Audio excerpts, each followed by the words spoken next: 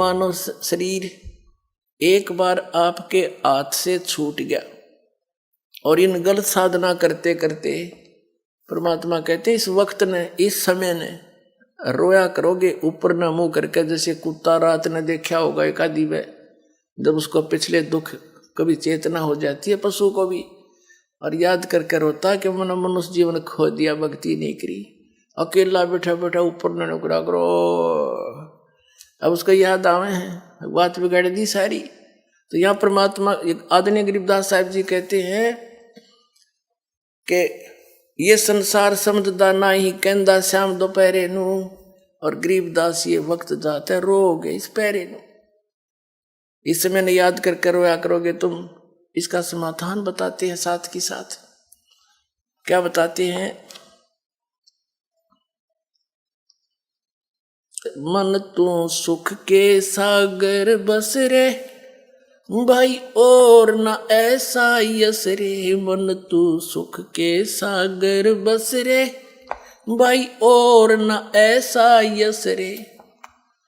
सर्व सोने की लंका थी वो रावण से रणधीरम, सर्व सोने की लंका थी वो रावण से रणधीरम। एक पलक में राज बिराजी वो जम के पड़े जंजीर में, मन तू सुख के सागर बस रे भाई और न ऐसा यस रे। भाई दुर्योधन से राजा होते संग इकोतर भाई, दुर्योधन से राजा होते संग इकोतर भाई। 11 अक्षौणी संग चले थी देही गीद न खाई, मन तू सुख के सागर बस रे भाई और न ऐसा यस रे। अब क्या बता रहे परमात्मा कि तू यहाँ के किस चीज में महिमा बनाना चाहता है? सर्व सोने की लंका थी, सारी गोल्ड की, गोल्ड से यानी जैसे हम गारा से मिट्टी पकाकर ईंटें बनाते हैं और सीमेंट के अंदर उसको चिनते हैं।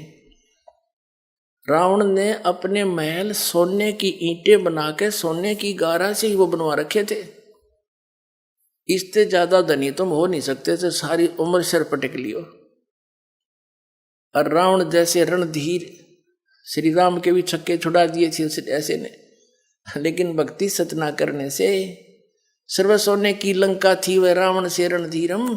एक पलक में राज विराजी, राज से नीचे हो गया यानी राज रहित हुआ। और यम के पड़े जंजीरम, यम के दूत बांध के ले गए उसने।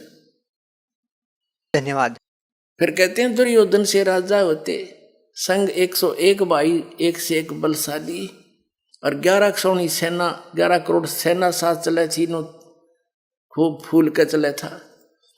और कहते हैं 11 अक्षौणी संग चले थी देही गीद ना खाई, कुत्याली मौत मरा।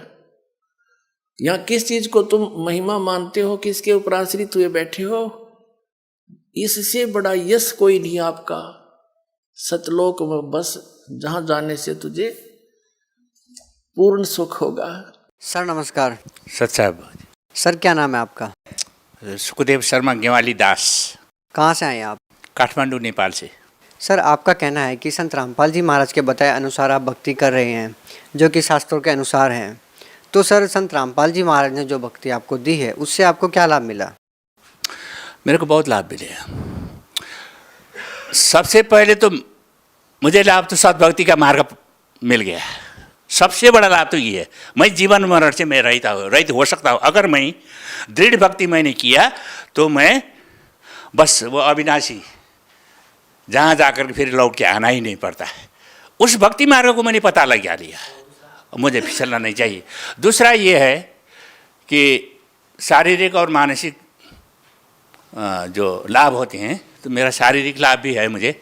मैं हृदय रोगी हूँ, हृदय का रोगी हूँ, मुटु का रोगी हूँ।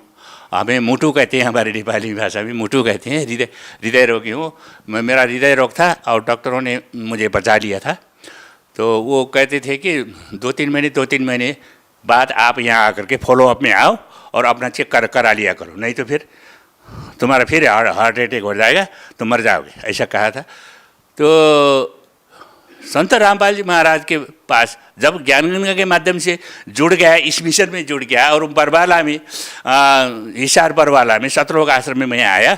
आने के बाद हमारे गुरुदेव ने मेरे सिर में जब हाथ रख दिया, हाथ रखने के बाद पहली बात तो ये है कि ये हृदय रोग है। मुझे तो ऐसे अभी भी ऐसे आभास हो रहा है अब मेरा कोई रोग ही नहीं है। खास दवा तो हमें ये मिल गया है कि भगवान साक्षात पूर्ण ब्रह्म परमेश्वर ने हमारे सिर में जब हाथ रख दिया, उसके बाद मैं स्वस्थ हो गया हूँ। मुझे कोई चिंता भी नहीं है, संपूर्ण चिंता से दूर हो गया हूँ। और इसके बाद शारीरिक रोग है ये सर्दी जुकाम बहुत लगता था हमें, सुबह से शाम तक छी करता, छींकियाँ आती रहती थी, वो बंद हो गया।